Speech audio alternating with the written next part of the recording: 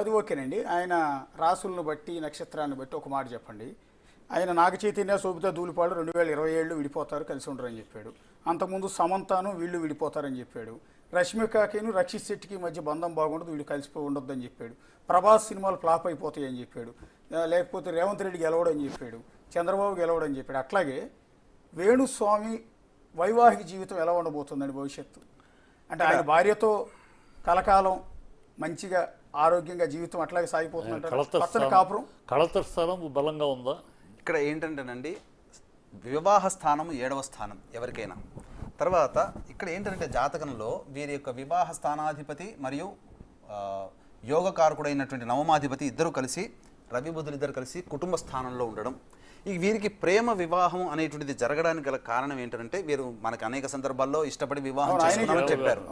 అంటే ఇక్కడ ఏంటంటే లగ్నాత్తు ప్రేమ స్థానాధిపతి అయినటువంటి వాడు కుజుడు, అలాగే ప్రేమను సూచించేటువంటి కనుక లవ్ గాడ్ అనేటువంటిది శుక్రుడు. అట్టి కుజుడు శుక్రుడు పరస్పర వీక్షణ చేసుకుని ఉండడం వల్ల ఏమవుతుందనంటే ప్రేమ వివాహము ఇష్టపడి చేసుకునేటువంటి వివాహం జరుగుతుంది. అది అయితే సహజంగా జాతకరీత్యా ఏంటంటే శుక్రుడు భోగానికి కామానికి ప్రతీక అయితే కుజుడు అతి కామకత్వకానికి ప్రతీక.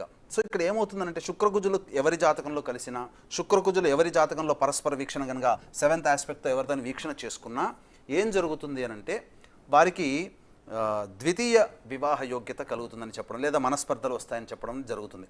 అవి ఆ యొక్క దశలు అంతర్దశలు వచ్చినప్పుడు ఏర్పడతాయి. అయితే ఇక్కడ శుక్రకుజులు పరస్పర వీక్షణ చేసుకుంటున్నారు వీరి జాతకంలో, కాబట్టి వీరు పరిహారాలు కూడా చేసుకుని ఉంటారు.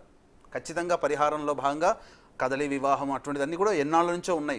నిండు నూరేళ్లు పిల్లా పాపలతో పచ్చగా వదిలే పరిస్థితి లేదు, ఉంటుందండి, జీవితంలో ఉంటుంది. కాకపోతే ఏంటంటే వీరి జాతకంలో కొన్ని లోపాలు కూడా ఉన్నాయి. వాటికి నివారణ చర్యలు చేసుకుంటారు. ఎందుకంటే పితృశాపం వీరి జాతకంలో ఉంది. ఖచ్చితంగా వీరి వంశంలో చూసుకుంటే వీరి నా తండ్రి గారి వైపు 6 తరాలు, తల్లి గారి వైపు 3 తరాల్లో దుర్మరణాలు కూడా ఉంటాయి వీరి జాతకంలో. అది పితృశాపం వీరి జాతకంలో కనబడుతుంది. శుక్రకుజుల పరస్పర వీక్షణ అనేటువంటిది పూర్వకాలానికి నేను ఇంతకుముందే చెప్పాను. పూర్వకాలంలో సమాజం అంటే గౌరవము, పెద్దవాళ్ళంటే భయం ఉండడం వల్ల ఎన్ని కష్టాలు వచ్చినా ఉన్నారు. ఈ రోజుల్లో అటువంటి పరిస్థితి లేదండి. అంటే మీరు చెప్పిన జాతక నక్రం ఇందాక ఒకటి చెప్పారు ఏంటంటే, అది శుక్రుడు కుజుని యొక్క పరస్పర వీక్షణ. కాకపోతే ఇక్కడ శుక్రుడు మాత్రం కొంత యోగించబడ్డాడు. ఎందుకంటే శుక్రుడికి 12వ స్థాన స్థితి కలిగింది. స్థాన స్థితి కలగడం వల్ల కొంతవరకు సమస్యలు అనేటువంటివి ఉండదు. అయితే ఇక్కడ మీరు వేసిన ఈ జాతక చక్రం ప్రకారం ఈ శుక్రుడు కుజుడు పరస్పర వీక్షణ వల్ల ద్వితీయ వివాహ యోగం ఉందా ఆయనకి ఆల్రెడీ? అంటే ఇక్కడ మన జాగ్రత్తగా గమనించుకోవాల్సిన అంశం ఏంటంటే శుక్రకుజుల పరస్పరం ఉన్నప్పుడు దూరంగా ఉంటారు అని అర్థం. ఇప్పుడు మీకు ఎగ్జాంపుల్ చెప్తానండి. ఒక వ్యక్తి వివాహం చేసుకుంటాడు. అమ్మాయి ఒక సంబంధించినటువంటి స్టేట్ గవర్నమెంట్లో జాబ్ చేస్తుంది, అబ్బాయి ఎక్కడో నవోదయ అని చెప్పిన సెంట్రల్ గవర్నమెంట్లో జాబ్ చేస్తాడు. ఏదో వారంలో ఒకసారి కలుసుకుంటారు. అంటే వీరిద్దరి జాతకంలో ఎడమోహం పెడమోహంగా ఉండేటువంటి యోగం ఉన్నప్పుడు, కానీ గ్రహాలు కొన్ని యోగిస్తున్నప్పుడు వాళ్ళిద్దరూ కలిసి ఉంటారు, కానీ పేరుకు మాత్రమే కలిసి ఉంటారు. కానీ ఎవరి వ్యక్తిగతమైనటువంటి వారి వృత్తుల్లో వారు బిజీ అయిపోయి కలవడం అనేటువంటిది తగ్గుతుంది. అంటే అలా ఉన్నా విడిపోయినట్టే లెక్క, విడిగా ఉన్నట్టే లెక్క. ఎందుకంటే మధ్యలో దూరాన్ని పెంచుతుంది కదా, ఆ విధంగా వీరి జాతకంలో ఉంటుంది. ఆమె లైఫ్లో ఆమె లైఫ్ స్టైల్లో ఆమె బిజీగా ఉండడం, ఈయన లైఫ్ స్టైల్లో ఈయన బిజీగా ఉండడం, దూరంగా ఉంటారేమో. అది అంటే ఇప్పుడు అందరి జాతకాలు చెప్పి అడక్కుపోయినా కూడా జాతకాలు చెప్పే వేణుస్వామి ఆయన జాతకం ఆయనే చూసుకుంటాడండి, లేకపోతే వేరే వాళ్ళ దగ్గరికి వెళ్ళి మీలాంటి స్వామిల దగ్గరికి వచ్చి ఎవరికైనా చూయించుకొని ఉంటారు.